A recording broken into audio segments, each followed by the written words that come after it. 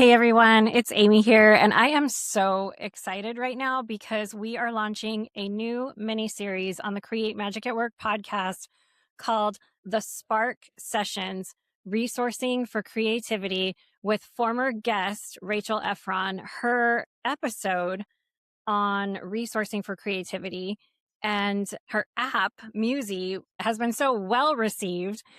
And the episode was so popular that I sort of tapped Rachel on the shoulder and I said, Rachel, I want to do a mini series for the Create Magic at Work audience and listeners on creativity because this is so important. And so behind the scenes for the past few months, we have been working on the Spark sessions, resourcing for creativity with Rachel Efron. So today we're so excited to introduce this new mini series to you and to give you a little bit of a peek behind the curtain and then also an idea of what to expect over the next few months.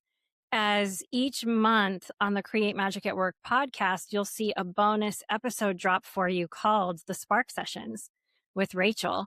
So Rachel, thank you for doing this for all of the Create Magic at Work listeners. I mean, it's such a gift. So thank you. Absolutely. Amy, thank you for your vision. This is one of the only times I think that actually I am creating something because of someone else's vision. You were so clear that this had to happen. And I just completely respect you and believed you. And that momentum brought me to what has become really my own vision for it as well. And I'm just super excited for what we get to make here now. Yeah, how cool is it? Like we are living the creativity model in real time that Yes, you created it's almost, right? true. Like it's so cool. That is so interesting. That's so true. Yeah. So for everybody listening, I know you were a guest and we had an incredibly popular episode around the resources of creativity. But for those that haven't heard that guest episode, tell everyone a little bit about you and who you are. Yeah. Well, my name's Rachel Efron. I started out my career, such as it was, as a singer-songwriter. After I graduated college, I realized what felt very much like a calling to me. I wrote a song and I was like, this is home. It was like a bell Mhm. rang. So I moved out to California and I started writing songs, recording songs, performing songs. And I did that for a great many years. Had a wonderful time doing that. I still do write songs for myself and record songs for myself as well. Then, after years and years of this, I started doing something else, which was coaching other artists to write songs themselves. And it was like the second time the bell rang for me. I was like, oh, you can have two callings in a life. It was so exciting. I taught a class called songwriting for 10 years at the California Jazz Conservatory. I started hosting a weekly songwriting salon for advanced songwriters. I ended up coaching songwriters all over the world. I made a list of all the countries where I coach songwriters a couple days ago. And it's like you could put a pin just almost everywhere in the world. Oh, that's so cool. So fun. It is so fun. And yeah, then it was just a few years ago that one of my students and an artist that I ended up producing said to me, what you do isn't just music specific. It relates to all aspects of creativity. And I think it's meant for a wider audience. So let's build something so that your tools reach more people. That is how Muzi was born. So basically, I had the incredible opportunity to think about how I work with people, what actually happens in a room when an artist is telling me how they're blocked, how I actually attune and figure out what they need in order to become free and thriving creatively. I took all of that kind of intuition and I externalized it as this tool, this app that people can now use to help themselves access more creativity in their lives. Yeah. The app is amazing. I've taken the quiz. I've gotten my spark, and we'll get into that in a little bit. Yeah. As we're talking about the series that's about to unfold for all the listeners, what is your core mission for this series? What's the biggest thing you might want the Create Magic at Work listeners to walk away with? Yeah. So I am maybe unhealthily obsessed with other people creating. I love creativity. It's my favorite thing about everyone. If we're at a party and you tell me you want to write a screenplay, it's now my singular mission that you write the screenplay. So this is a thing. This is a thing about me, and I've found a career that justifies it. So my main thing that I want for listeners is to access heightened creative states. The message that I need everyone to just internalize right out of the gate is that all of us are built for creativity. All of us arrive to this earth with the apparatus to create. If we're not creating, it's simply because we're under-resourced for creativity. So yeah, when you resource yourself for creativity, you can't help but create. And that's what the series is going to do. It's going to explain the resources, and we're going to do actual exercises in real time to get people resourced to start creating more. Why should we care about resourcing our creativity? Why is that Mm, something that is even anything we should put our energy towards? yeah. I think people do care about their creativity. I think there is a growing awareness among people that they need to create in order to even be well. Certainly in order to realize their potential and give their singular gifts while they're here alive on earth. I think maybe it's true that there's still a lot of people that don't realize the importance of creativity, but they too feel the effects of not accessing their creativity. They too are sad, right? They feel a little out of sync with what they're doing in a day. For me, creativity is actually the opposite of depression. Not joy, not happiness, it's creativity. If you're creating every day, you're not going to be depressed because it's so positive, because it's you doing this right action that just really aligns you with the creative world around you. So yeah, I guess that's my answer, Amy, is I think people already do care. And for those that don't have it identified that they care, it will mean so much to them as well. Everything that you're saying is really speaking to feeling like I am living in a space of vitality as a human Yeah, and like yeah. fully expressing myself as a human being. That's why creativity is so important, because we do grow up with different scripts that people say to us, or judgments or assumptions that people place on us. You're a songwriter. So immediately people are like, oh, you're so creative. You're a songwriter. But then Right. maybe the accountant or the bookkeeper, I'm just thinking of people might say, oh, Yeah, that person might have had some sort of statement said to them that, oh, you're more analytical, you're not creative. And so then they yeah, shut that portion of themselves down.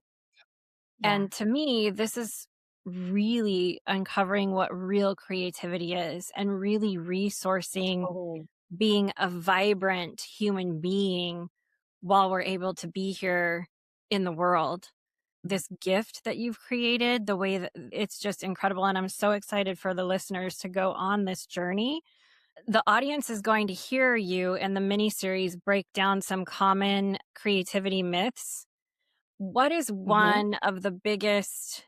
I know I kind of dove into a little bit already, but what do you think is the biggest misconception that you hear doing this work about creativity that you want to dismantle this series? Oh my God, how can I pick one? The truth is there are so many myths around creativity.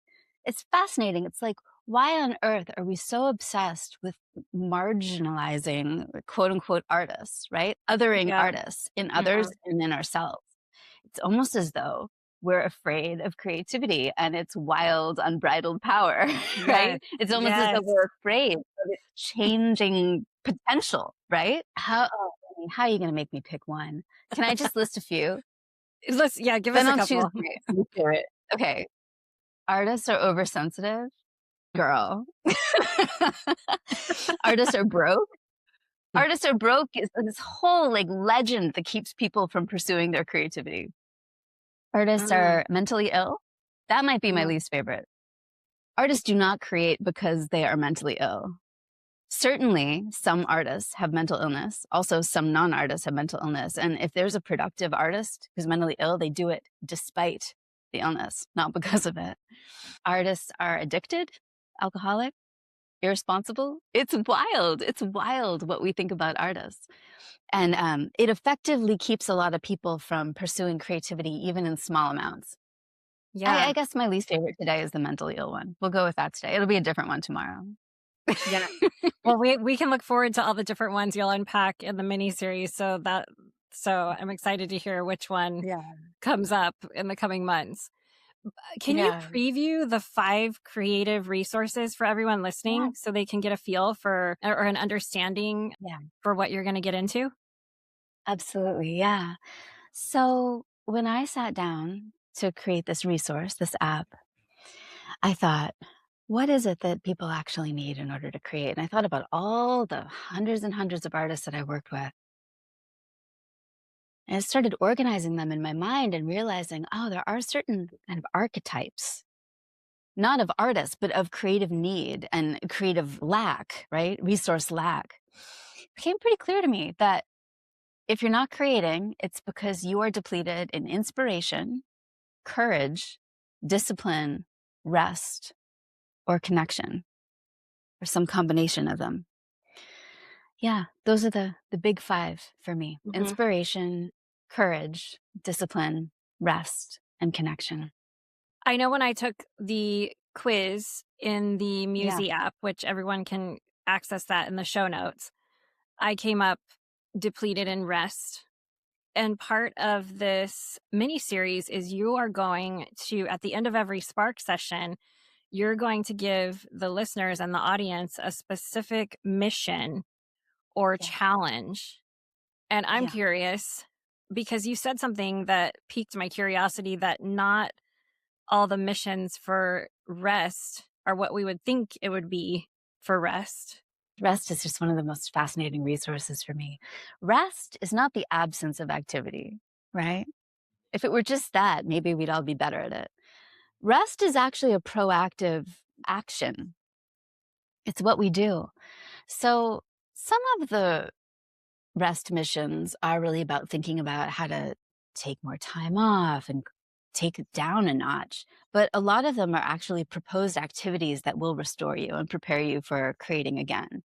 Rest, more than anything, is about creating space in your mind and heart for new ideas to flood in.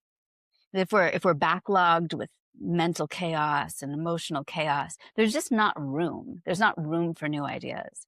So resting is really about undertaking those activities that kind of clear out some space in your minds and heart. What are some rest activities? Going for a walk, free writing, making soup. That's one of my rest missions. Oh my gosh, I love it. Some of the rest reflections are about leveling up your rest. How can you not aim for the stars, not trade Instagram for transcendental meditation, but maybe how can you go one notch higher quality rest throughout your day? Interesting, interesting.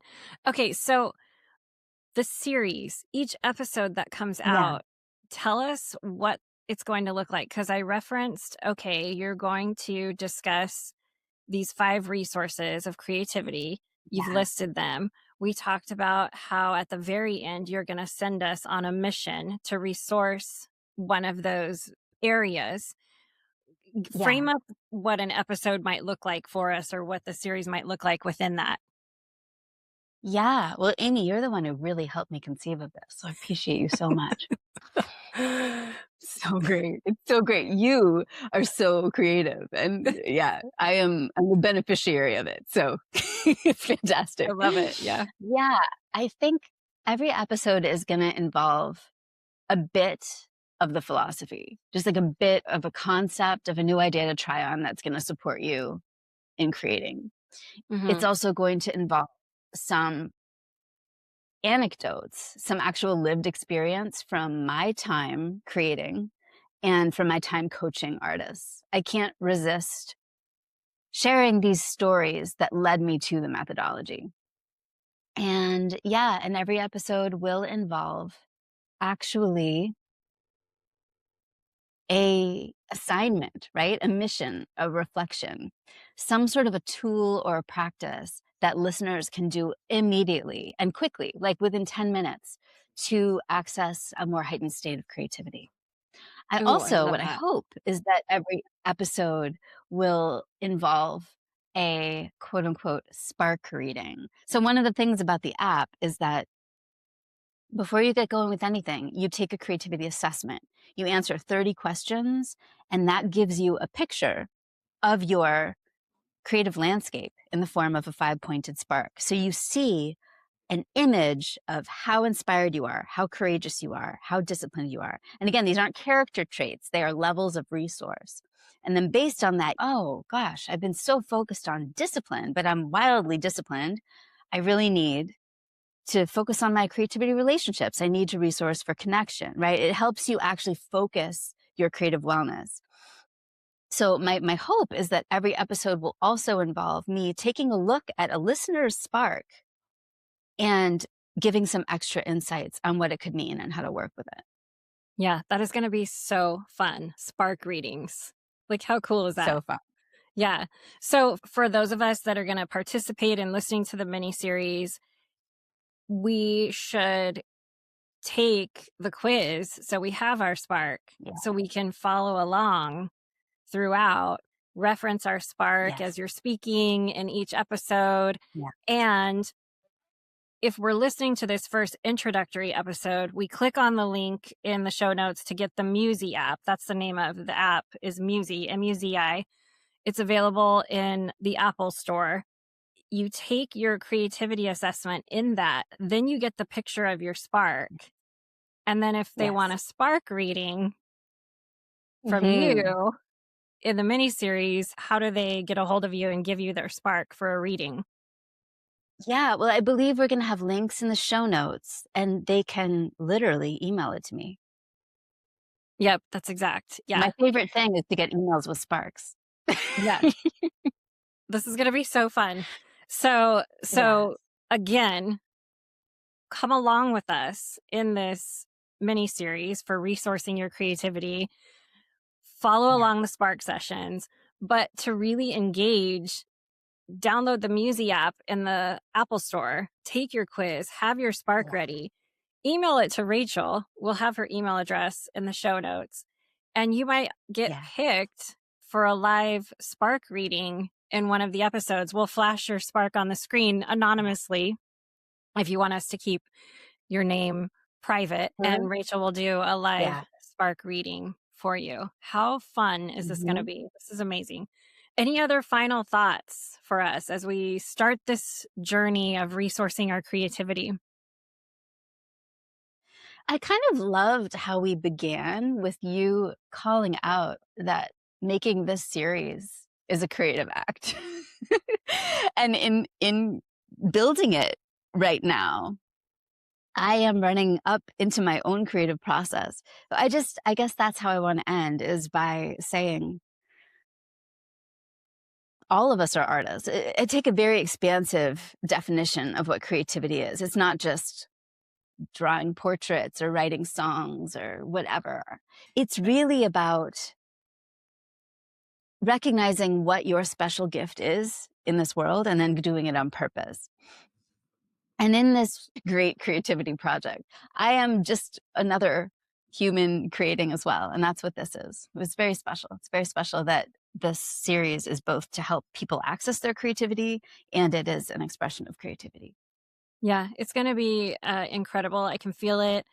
I already love the magic and the cover we created. The music Oh, that's going to be in the show, your beautiful butterfly wall that you've created. And for me, it was when I started working with you and discussing with you and interviewing you and these conversations we've had, it was this deeper understanding of the human vitality that comes from resourcing our creativity. And yeah. not only being able to innovate with these amazing gifts that we might have inside of us, Yeah. but also to problem solve when we feel Hmm. life is really hard. That was a big aha Yes. moment for me Yeah. with Musi. and with your spark was I've seen it with people that are so depleted and feel like their life force is so low that they don't know what to do.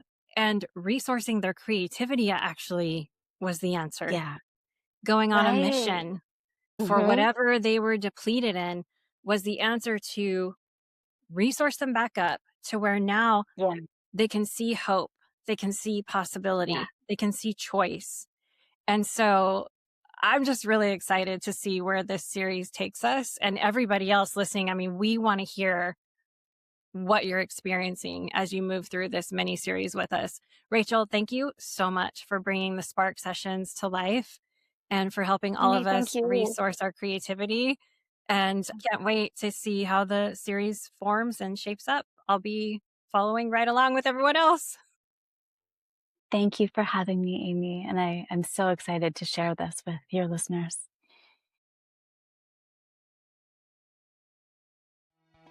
If this conversation resonated with you, or if someone came to mind while you were listening, share the episode with them. Help others who are looking for these types of conversations find us.